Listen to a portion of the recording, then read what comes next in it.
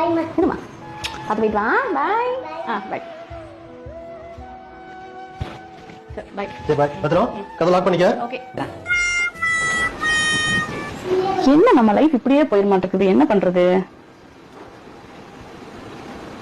பேசாம அடுத்த வருஷம் சின்ன ஸ்கூல்ல சேர்த்து நம்ம டீச்சரா போயிருவோமா?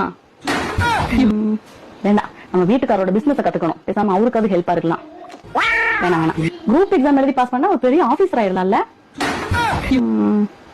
இல்ல, ஆய்வு கத்துக்கலாம், நல்ல காசு கிடைக்கும்.